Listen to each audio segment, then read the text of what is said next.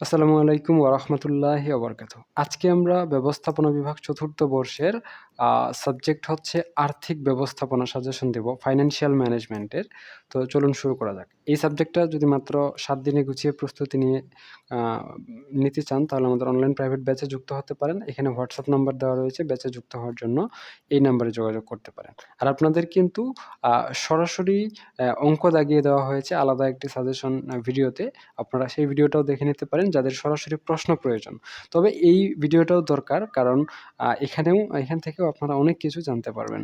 ঠিক আছে? চলুন তাহলে শুরু করা যাক আপনাদের জন্য। আজকের আমাদের সাজেশন হচ্ছে ফাইন্যান্সিয়াল ম্যানেজমেন্ট।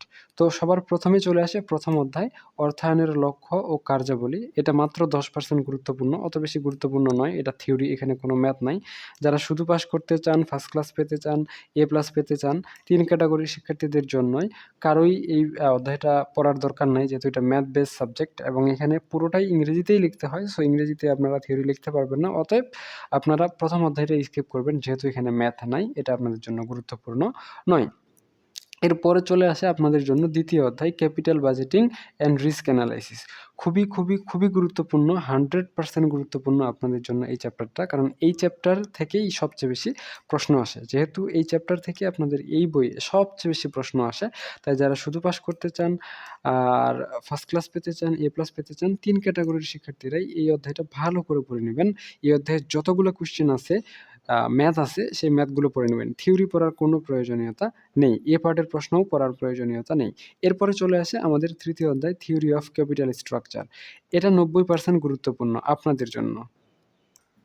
তো যারা শুধু পাস করতে চান তারা এই অধ্যায়টা পড়বেন না। আপনাদের এটা স্কিপ করলেও চলবে। তবে যারা শুধু ফার্স্ট ক্লাস এবং এ প্লাসের জন্য প্রস্তুতি নিচ্ছেন, আপনারা কিন্তু এই অধ্যায়টা ভালো করে পড়ে নেবেন। এটা আপনাদের জন্য গুরুত্বপূর্ণ।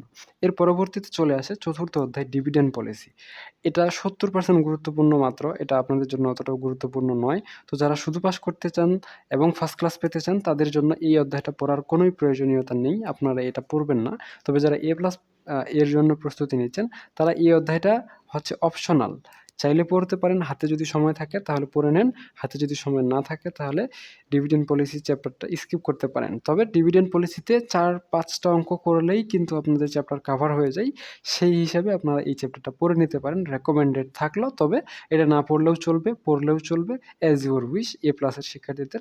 আর অনলি পাস ফার্স্ট ক্লাস আপনারা চাইলে পড়লে পড়তে পারেন, না পড়লে নাই। তবে আপনাদের না পড়লেও কোনোই সমস্যা নাই। এর পরবর্তীতে চলে আসে আমাদের ৫ম অধ্যায় ক্যাপিটাল মার্কেট ফাইন্যান্সিং। 100% গুরুত্বপূর্ণ। তার মানে শুধু যারা পাস করতে চান, যারা ফার্স্ট ক্লাসের প্রস্তুতি নিচ্ছেন এবং যারা এ প্লাসের প্রস্তুতি নিচ্ছেন, ক্যাপিটাল মার্কেট ফাইন্যান্সিংটা পুরোটাই ভালো করে পড়ে নেবেন। আপনাদের ৩ ক্যাটেগরির শিক্ষার্থীদের জন্যই এই অধ্যায়টা খুবই গুরুত্বপূর্ণ। তারপরে চলে আসে আমাদের লিজ ফাইন্যান্সিং। লিজ ফাইন্যান্সিংটা ৮০% গুরুত্বপূর্ণ। তো যারা শুধু পাস করার টার্গেটে পড়ছেন এবং ফার্স্ট ক্লাসের টার্গেটে পড়ছেন, আপনাদের জন্য এই অধ্যায়টা না পড়লেও চলবে। কারণ এখান থেকে অত বেশি প্রশ্ন হয় না। কখনো মানে প্রশ্ন মিস যায়। তবে যারা এ প্লাসের প্রস্তুতি নিচ্ছেন আপনাদের কিন্তু এটা পড়তে হবে। কারণ শর্টকাটে কিন্তু এ প্লাস পাওয়া যায় না। এ প্লাসের জন্য অবশ্যই একটু বেশি পড়তে হবে। সর্বশেষে আপনাদের ৬ষ্ঠ অধ্যায় ওয়ার্কিং ক্যাপিটাল ম্যানেজমেন্ট। আচ্ছা, এটা হচ্ছে ৭ম অধ্যায়। অধ্যায়ের নাম হচ্ছে ওয়ার্কিং ক্যাপিটাল ম্যানেজমেন্ট।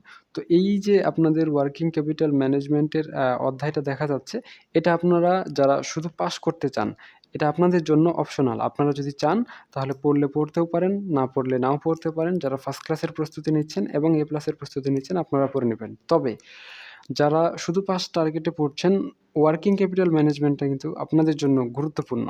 এটা 100% গুরুত্বপূর্ণ এ কারণেই দেওয়া হয়নি যেন আপনারা আগে থেকেই ২ টা চ্যাপ্টার ভালো করে পড়বেন। সো এখানে আর 100% কিভাবে পড়বেন? কিন্তু আপনাদের জন্য কিন্তু এটা 100%ই গুরুত্বপূর্ণ। সো আপনারা যদি পারেন, আপনাদের হাতে যদি সময় থাকে, মাস্ট বি অনলি পাস যারা টার্গেটের প্রস্তুতি নিচ্ছেন তারা ৭ম অধ্যায়টা মানে ওয়ার্কিং ক্যাপিটাল ম্যানেজমেন্টটা পড়ে নিবেন। আর ফার্স্ট ক্লাস, এ প্লাস তো পড়তেই হবে, আপনাদের কোনো বাদ নাই। এই হলো আপনাদের ফাইন্যান্সিয়াল ম্যানেজমেন্ট সাজেশন। আর আপনাদের সরাসরি কিন্তু অঙ্কের পিডিএফ দেওয়া হবে আলাদা ভিডিওতে। সেই ভিডিওটা আপনারা পরবর্তীতে দেখে নিবেন, হ্যাঁ? তো আজকে এ পর্যন্তই। আর আপনারা যদি চান এই সাবজেক্টটা মাত্র ৭ দিনে গুছিয়ে প্রস্তুতি নিবেন আমাদের কাছে, তাহলে আমাদের অনলাইন প্রাইভেট ব্যাচ রয়েছে, চাইলে যুক্ত হতে পারেন। ফাইন্যান্সিয়াল ম্যানেজমেন্টেরই প্রাইভেট ব্যাচ রয়েছে, আপনারা চাইলে যুক্ত হতে পারেন। আমি যদি ফেসবুকে ঢুকি, ফেসবুকে ঢুকলে আপনারা দেখতে পাবেন যারা আমাদের গ্রুপে আছে, সো তারা 17 লিখে সার্চ করলে আমাদের ফাইন্যান্সিয়াল ম্যানেজমেন্টের প্রাইভেট গ্রুপ চলে আসবে, হ্যাঁ? তো এখান থেকে ফিচার অপশনে যদি ক্লিক করেন তাহলে দেখবেন এরকম একটা পোস্ট আছে।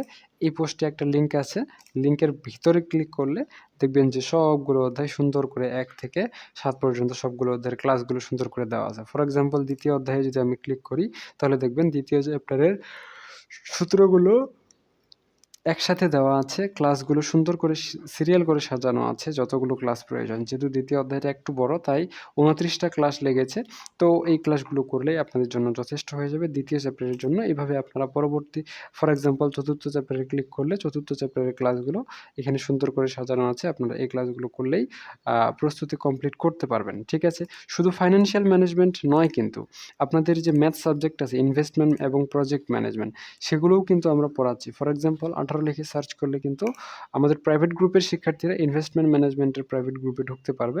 সো এখান থেকে ফিচার অপশনে ক্লিক করলে দেখবেন সি মোরে ক্লিক করলে দেখবেন একটা লিঙ্ক আছে। এই লিঙ্কে ক্লিক করলে দেখবেন যে সবগুলো চ্যাপ্টার সুন্দর করে ধারাবাহিকভাবে সাজানো আছে। ফর এক্সাম্পল 8ম চ্যাপ্টারে যদি আমি ক্লিক করি তাহলে দেখবেন 8ম চ্যাপ্টারের ক্লাস এই 3টা আছে কারণ এই চ্যাপ্টারটাতে অত বেশি ক্লাস নাই। সো এই ক্লাসগুলো সুন্দর করে পেয়ে যাবেন। এভাবেই সবগুলো বই আপনারা পেয়ে যাবেন। আপনারা যদি চান তাহলে আমাদের অনলাইন প্রাইভেট ব্যাচে আপনারা ঢুকতে পারেন। এটা আপনাদের জন্য খুবই বেনিফিশিয়াল হবে বলে আমি আশা করছি।